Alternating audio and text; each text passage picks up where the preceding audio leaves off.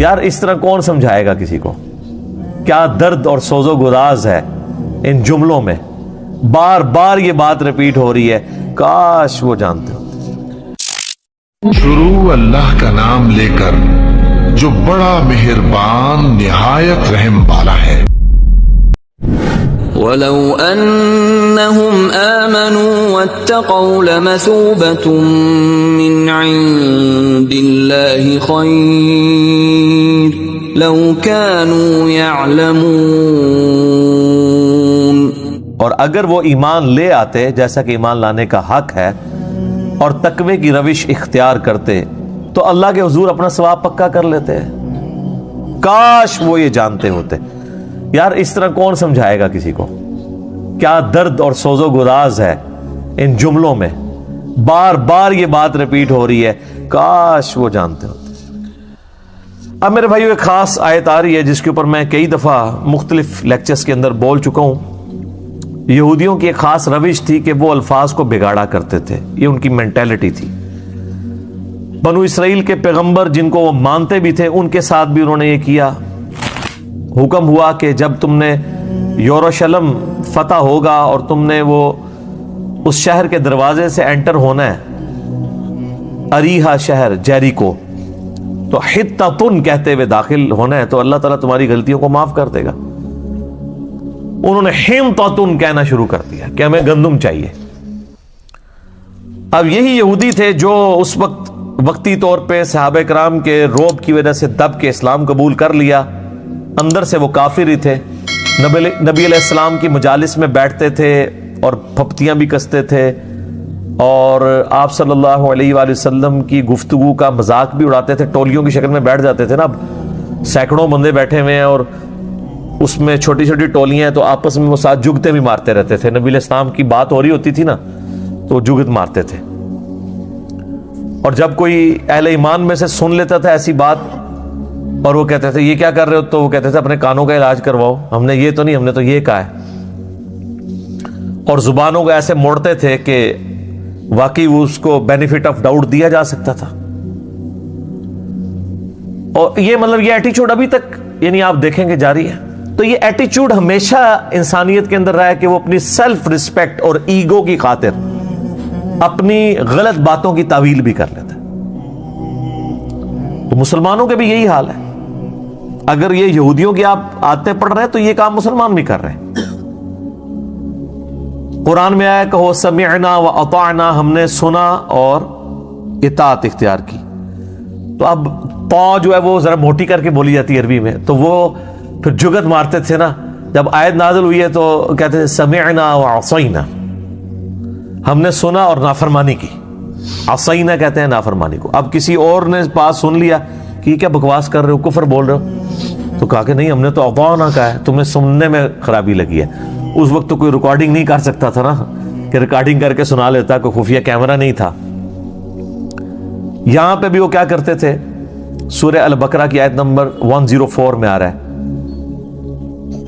صحابہ کرام کی عادت تھی کہ وہ نبی علیہ السلام سے جب دین سیکھ رہے ہوتے تھے تو کوئی بات سمجھ نہیں آتی تھی تو وہ یہ کہتے تھے، ان کا تقیہ کلام تھا راعینا یا رسول اللہ، یا رسول اللہ ہماری رعایت فرمائے، یعنی بات کو ریپیٹ کر دیں، ہمیں بات سمجھ نہیں آئی۔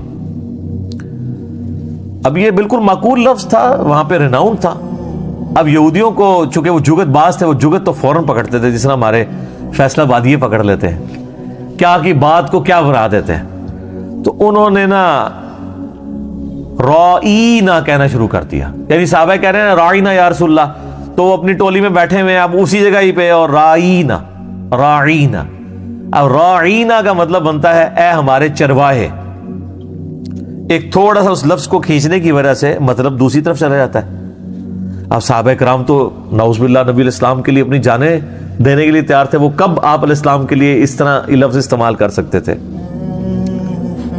تو حالانکہ آپ علیہ السلام نے یعنی بکریاں چرائی ہیں اور اس کے عوض معاوضہ بھی لیا ہے، آپ کا بچپن بڑا یعنی ایک ٹف ماحول میں گزرا ہے، اور تمام انبیاء کو اللہ تعالیٰ پریکٹس کرواتا ہے۔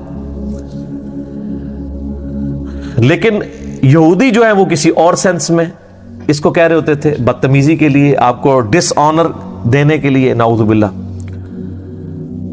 تو اللہ تعالیٰ کو چونکہ یہ بات اللہ کو تو پتا تھا یہ کیا کر رہے ہیں، تو اللہ تعالیٰ نے صحابہ اکرام کو کہا کہ اے اہل ایمان تم اس لفظ کو ہی چھوڑ دو جس کو یہودی بگاڑتے ہیں. تو وہ آیت ہے اب یہ سورۃ البقرہ آیت نمبر 104. يا أيها الذين آمنوا لا تقولوا راعنا وقولوا انظرنا واسمعوا وللكافرين عذاب أليم. اے ایمان والو مت کہا کرو راعینا، بلکہ کہا کرو یا رسول اللہ ہمارا انتظار کر لیں، نظر رحمت فرمائے. تھوڑی دیر کے لیے انتظار کر کے اس بات کو ریپیٹ کرتے، یعنی ایک ایکویلنٹ ورڈ دے دیا راعینا کی بجائے انظرنا، اور بات غور سے سنا کرو، یعنی نوبت ہی نہ آئے دوبارہ پوچھنے کی. ایک تو آپ علیہ السلام بولتے بھی بہت آہستہ تھے نا، آواز بھی کم تھی اور بولنے کی رفتار بھی کم تھی. بخاری مسلم میں آتا ہے کہ اما عائشہ کہتی ہیں کہ ایک عام آدمی آپ علیہ السلام کے الفاظ گن بھی سکتا تھا، آپ علیہ السلام اس طرح آہستہ آہستہ بولتے تھے جب تعلیم دی جا رہی ہوتی. آپ دیکھیں نا اب اس وقت قرآن کلاس میں جو میری ٹون ہے اور یہی ٹون جب مجلس میں جائے گی تو آپ کو فرق نظر آئے گا، کیونکہ وہاں کوشچننگ ہو رہی ہوتی ہے 1 to 1، اس کا ڈیکورم ڈیفرنٹ ہوتا ہے. لیکن درس و تدریس کا ڈیکورم یہی ہوتا ہے کہ آہستہ آہستہ ٹھہر ٹھہر کے بات کو سمجھانا، اور سوال و جواب کا کانٹیکسٹ وہی ہوتا ہے. یہ دونوں چیزوں کو مکس نہیں کرنا چاہیے. یہ اسی طریقے سے ہے کہ ایک بندہ وہ بریانی کو اور مرغ پلاؤ کو ایک سمجھنا شروع کر دے، وہ دونوں کا ٹیسٹ ڈیفرنٹ ہے. ٹھیک ہے، مرغ پلاؤ میں بریانی مسالہ نہیں ڈال سکتا اور بریانی بغیر بریانی مسالے کے نہیں بن سکتی. تو آپ علیہ السلام کی جو عام گفتگو تھی وہ بڑی آہستہ دھیمی اور یہ ہوتی تھی، لیکن جب آپ تقریر کر رہے ہوتے تھے نا ممبر پہ، وہ تو پھر مسلم شریف کے الفاظ ہیں، آنکھیں سرخ ہو جاتی، آواز بلند ہو جاتی، گویا کہ آپ علیہ السلام ایک جرنیل کی مانند اپنے آڈینس کو ڈرا رہے ہوتے قیامت کے دن سے.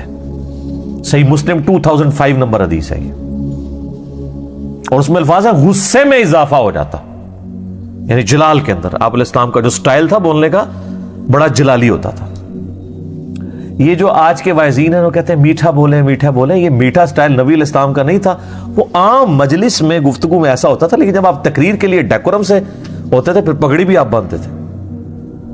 پگڑی ایک پروٹوکول ہوتا ہے نا، تو ایک خاص سٹائل میں گفتگو ہوتی تھی.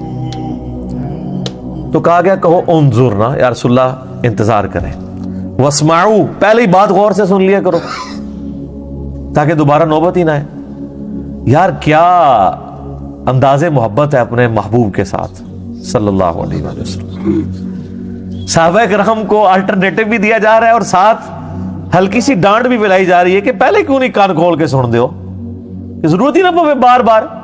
واسمعوا وللکافرین عذاب علیم، اور کافروں کے لیے دردناک عذاب ہے جو تلے ہوئے ہیں نبی علیہ السلام کی توہین کے اوپر.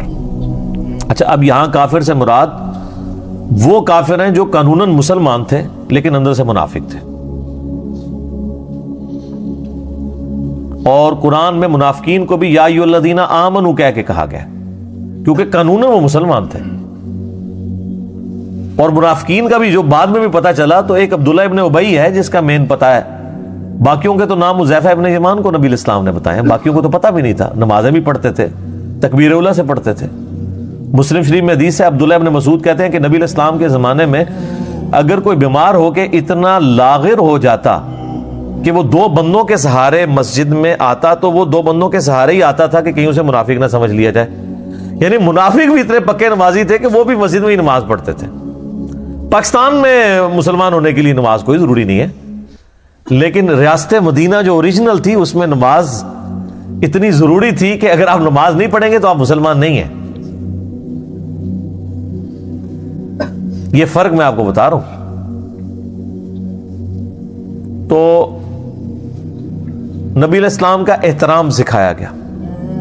سورۃ الحجرات تو اس کا کلائمیکس ہے نا، یا ایھا الذین آمنوا لا ترفعوا اصواتکم فوق صوت النبی، اے اہل ایمان اپنی آواز کو بلند نہ کرنا رسول اللہ کی آواز سے.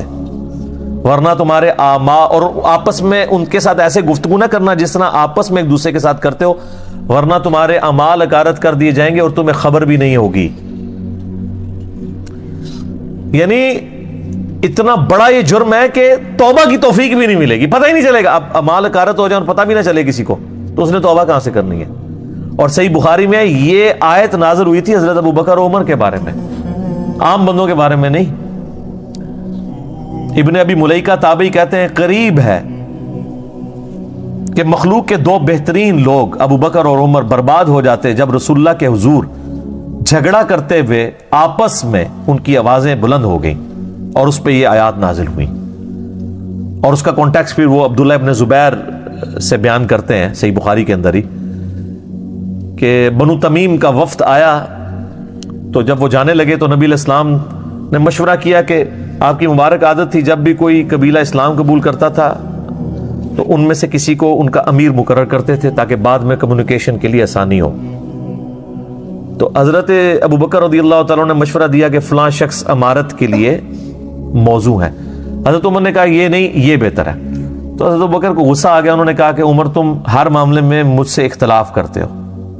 اب نبی علیہ السلام تو بیچ میں کہیں ہے نہیں تھے، یہ آپس میں ڈسکشن کر رہے تھے اور اس میں تلخ کلامی ہوئی، آواز بلند ہو گئی.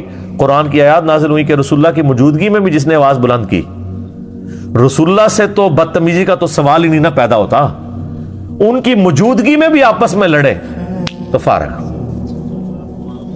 بخاری کے الفاظ ہیں جب یہ آیات نازل ہوئی تو حضرت عمر اتنی آہستہ آواز میں گفتگو کرتے تھے کہ نبی علیہ السلام کو سنائی نہیں دیتی تھی، اور آپ کئی دفعہ یہ کہتے تھے عمر تھوڑا تو اونچا بولو مجھے سمجھ نہیں آ رہی، اتنا ڈر گئے.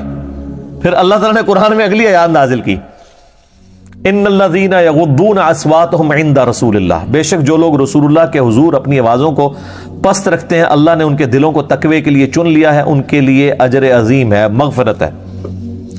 اور یہ آیت آج بھی روزہ شریف کے باہر جالیوں کے اوپر لکھی ہوئی ہے کیونکہ نبی علیہ السلام اپنی وفات کے بعد بھی اسی طریقے سے قابل احترام ہے جس طرح اپنی مبارک زندگی میں. آج بھی اگر کوئی قبر رسول کے پاس اپنی آواز کو بلند کرے گا، چاہے وہ صلاۃ و سلام پڑھنے کے لیے کرے، اس کے اعمال اکارت ہے.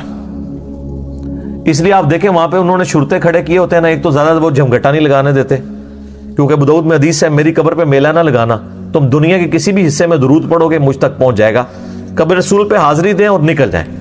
یہ پاکستانی جا کے کھڑے ہو جاتے ہیں، پھر وہ سلام پڑھنا شروع کر دیتے ہیں، پیچھے وہ لائن پھنس جاتی ہے اور وہ سمجھتے ہیں کوئی نیکی کا کام کر رہے ہیں، حالانکہ نبی علیہ السلام نے تو اس سے منع کیا ہے.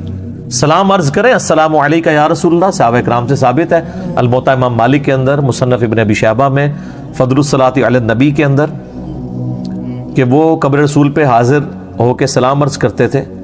اور سیدنا ابو بکر عمر کے آگے بھی السلام علیکہ یا ابا بکر، السلام علیکہ یا عمر، اور پھر آگے چلے جاتے تھے. یہ جو مطلب اس طرح، اور وہاں پہ بھی آپ دیکھیں گے جو شرطے انہوں نے کھڑے کیے ہوتے ہیں تو وہ باقاعدہ اشاروں کے ساتھ بات کر رہے ہوتے ہیں. آپ کبھی نہیں دیکھیں گے کہ وہ اونچی آواز میں بول جائیں، وہاں پہ لوگوں کو منع بھی کریں گے نا ایسے ایسے کر کے کریں گے. ان کو باقاعدہ اس کو ٹرین کیا جاتا ہے کہ آپ نے اپنی آواز کو اس طریقے سے بلند نہیں کرنا وہاں پہ. اور ہمارے لوگ کیا کہتے ہیں جی او جی جالیاں نو کانڈ کر کے کھلوتے ہوندے نے. یار یہ آپ کو کس نے چیز بتا دی ہے؟ اللہ کے بندو، اگر آپ اس کو فزیکلی گستاخی بھی سمجھتے ہیں تو نبی علیہ السلام کی قبر مبارک تو ان جالیوں سے کم از کم 5 مختلف ہرڈلز کے پیچھے قبر مبارک ہے. یہ جو لوگ قبر مبارک کے لیے جاتے بھی ہیں نا زیارت کے لیے، وہ قبر تک کوئی بھی نہیں پہنچتا. قبر تو حضرت عمر بن عبدالعزیز کے دور کے اندر اس کو سکیور کر دیا گیا. وہ ایک ڈیٹیل یعنی ہے، وہ حجرہ عائشہ کی دیوار گر گئی تھی، صحیح بخاری کے اندر آتا ہے. یہ نور الدین زنگی والا واقعہ تو کہانی بنایا ہوا ہے انہوں نے. تو ایک انگلی کے برابر موٹائی کی کوئی چیز ہو تو وہ سترا ہوتا ہے. اگر آپ سترا اپنے سامنے رکھ لیں 1 فٹ 1.5 فٹ اونچا اور 1 انگلی جتنا موٹا، تو آپ تو نمازی کے آگے سے بھی گزر سکتے ہیں کیونکہ نمازی کے آگے سے گزرنا وہ شمار نہیں ہوتا سترے کی پرلی طرف سے گزرے. تو جو قبر مبارک کی طرف اگر پیٹ کر کے کھڑے بھی ہیں تو جالیوں کا سترا ہے، یلو جالیوں کا سترا ہے، اس کے پیچھے گرین جالیوں کا سترا ہے، اس کے پیچھے کئی سترے ہیں. تو نبی علیہ السلام کو کمر کہاں سے ہو رہی ہے؟ ورنہ تو اب ہم جہاں پہ بھی بیٹھیں گے تو پاکستان میں تو جب امام مسجد سلام پھیر کے پبلک کی طرف منہ کرتا ہے تو پاکستان میں تو مدینہ شریف اور مکہ شریف آلموسٹ ایک جتنے اینگل کے اوپر تھوڑا سا ہی فرق ہے، کیونکہ اتنے دور جب آئیں گے تو آپ وہ چند ڈگریوں کا فرق ہے. تو سارے یہ جو عاشقان رسول ہیں یہ بھی کمر کر کے روضہ شریف کی طرف بیٹھے ہوتے ہیں، تو یہاں سے نہیں کمر ہو رہی. کہتے ہیں دور ہے، دور نزدیک والا کیا معاملہ ہے، کمر تو ہو رہی ہے اگر آپ کی ڈاکٹرین مان لی جائے. تو وہاں سے بھی سترا تو ہے. تو یہ چیزیں نوٹ کر رہے ہوتے ہیں جی، کنڈ کیتی ہے جی انہوں نے. تو تہاڈی بزرگیاں نو چٹنا ہے جڑے کنڈ کر کے کھلوتے نا ٹاؤ نا انہوں اتھے کتے کہ تہاڈے بزرگ نکاح مارنے والے آون نا. وہ جی امام کعبہ گستاخ ہے، وہ پیچھے نماز نہیں ہوندی. تو سر امام کعبہ کو اٹھائے نا، وہ غوث وقت کدھر غائب ہے؟ آئے نا نگاہ مار کے اٹھائے اور خود کھڑا ہو وہاں پہ. سب کہانیاں کرائی ہوئی ہیں. ٹھیک ہے، تو یہ تو میرا فیوریٹ ٹاپک ہے، میں اور طرف چل پڑوں گا. ٹھیک ہے، تو بس ہم اس پہ یہ ریکویسٹ کر سکتے ہیں کہ مرنے سے پہلے اے مسلمان کر لے اس پہ غور. کتابوں کا خدا اور ہے، بابوں کا خدا اور. آپ دیکھ لیں ہر چیز کتابوں میں ڈیفرنٹ ملے گی. تو اللہ تعالیٰ ماتا ہے کہ رائنا مت کہو، انظر نہ کہو، اور بات غور سے سن لیا کرو، اور کافروں کے لیے دردناک عذاب ہے.